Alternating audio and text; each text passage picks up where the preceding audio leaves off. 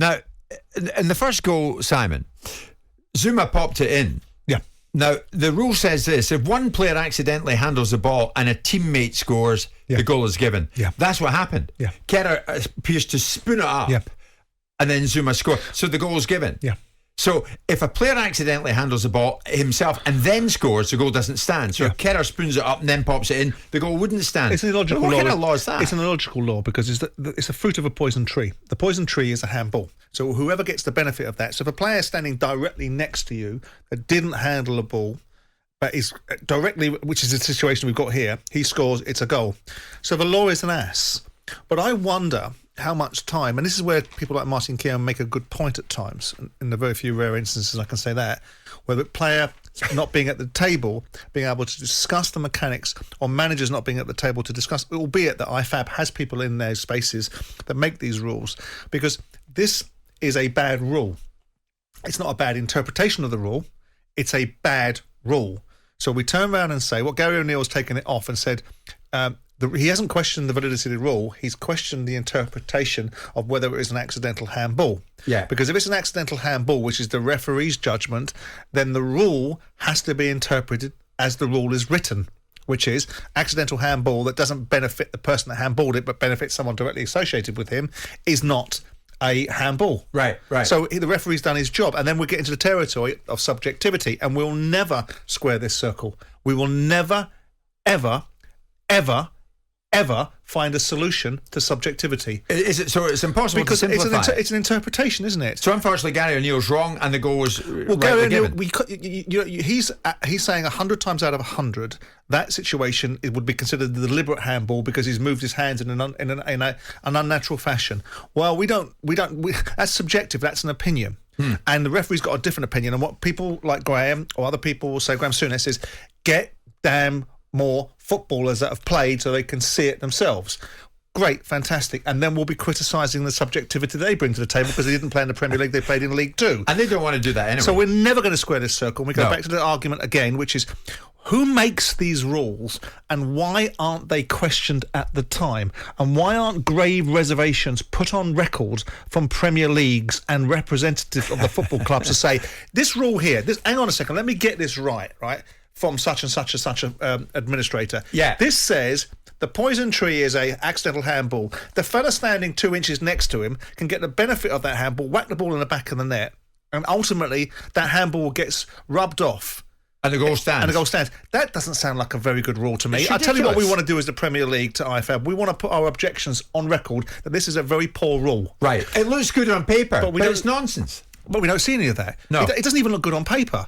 I mean, if basically an accidental handball bounces the ball 50 yards back up the field, and there's 4 different phases of play and it goes back in the back of the net. But if you've got a guy directly next to you, as you have in this instance, how can it not be the fruit of a poison tree? Yeah. So it's a bad rule. Kerr spoons it up, Zuma puts it in, goal stands. It's a bad rule. If Kerr spoons it up and puts it in himself, it's no goal. So it's a bad rule. It's a bad rule. It's not bad refereeing. And then you've got Gary O'Neill questioning, and this is the part that they've got to shut their mouths on.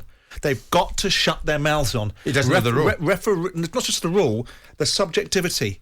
They cannot just keep on sitting there telling referees that they've got everything wrong because subjectively they see it a different way. Right, because Gary's wrong there. Is he wrong about the second one as well? So the second goal comes along.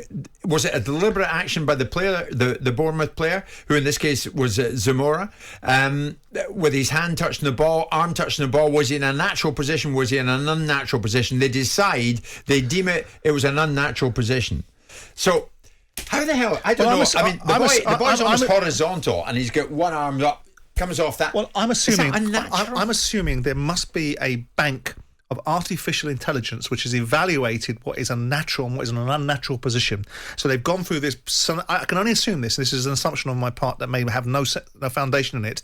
If you're going to say a hand is in an unnatural position, it must be because you're able to define what a natural position is. Right? So if you're able to do that, then you must have a case study to say these are the scenarios where a natural position manifests itself if a player does this and if a player does that. So if a player goes to the ground in a sliding position, at that particular position, position, it's assumed that if their hands are in one place, it's unnatural. If their hands in another place, it's natural. And that information must also be readily available to football clubs. So that if they don't like these things, surely to God, they again should be saying, hang on a second, you're defining unnatural and natural by the nature of previous intelligence and background information. We want to push back on that. And that's how a mature business evolves and understands the rules that it's participating in. 18 months ago, we were talking about defenders not understanding what the rules were when a ball was passed back and they did the wrong thing at a time. And you ask the players and the managers go, I don't know. Well, then up your game and actually know. And find out. But in fairness to Gary O'Neill, he didn't question the validity of an accidental handball in the first goal. He questioned the subjectivity of a referee getting it fundamentally wrong because it wasn't an accidental handball, it's a deliberate handball. And then we move into the territory of subjectivity. And they've got to shut up. The referee is the authority. And whilst there's a question that no one should be beyond reproach, you either respect authority or you don't. Then you move on to the second decision. And again, it comes from a position, are these guys coming from...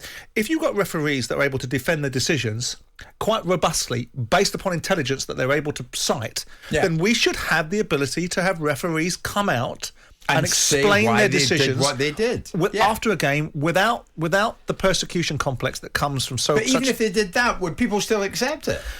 But if you're interpreting the rule, then you put the onus back on the professionals in the game and go, right, these guys make all the rules, right? So you guys that are sitting there, you 20 clubs in the Premier League that are accepting these rules, right? Why aren't you making a song and dance at the beginning of the season saying we are uncomfortable? And there might be hundreds of pages of rules, but I can remember Maurice Watkins at Manchester United, who was one of their legal guys, sitting in Premier League meetings, bringing out every single rule that ever suited Manchester United and going through them chapter and verse and making them, of benefit to the discussion he was having about what Man United were or were not experiencing at a particular time. So if you want to do it, if you want to get people in place to turn around and say, and I would have thought any rule that has a direct relation to a goal is a rule that you'd be worth spending time investing in and making sure that you had lodged and noted every single... So the Premier League could turn around and say, look, we don't like this rule. We don't think it's a great rule. We lodged that with IFAB. IFAB said, go forth and multiply. Get on with it. Yeah. Right? But they won't be able to say it because they don't do it. No, And exactly. then what you get this is you get Gary O'Neill on the touchline after an emotional game where he's quite frankly deserved to get beat, by the way. West Ham were the better side. Bournemouth weren't a good side last night. But he still says the decision was wrong when it wasn't wrong. Well, it's not wrong. It's not wrong under the rules of the game. Exactly. And if you don't like those rules of the game, then make damn sure you're on your soapbox with a Glaxon-like call that everyone doesn't miss that these rules are not ones that we like in the Premier League. They did that with bleeding VAR, didn't they? They were quite happy to turn around and say, we're not having VAR for the first season. Yeah. We're quite able to tell people what we don't want to do. We're not able to seemingly to tell people what we do want to do. Exactly. Well, it's changed so many times before. Is it impossible to simplify and find a consensus in what continues to be a contentious handball law? We're looking for a consensus that everybody agrees that's the law and we stick to it. Is it impossible to find that and simplify it? Give us a call if you want on that. 03717 2233 448 1089. It's 11. Jim White and Simon Jordan. Monday to Friday mornings from 10 on AM, on DAB, via the talkSPORT app and on your smart speaker. talkSPORT.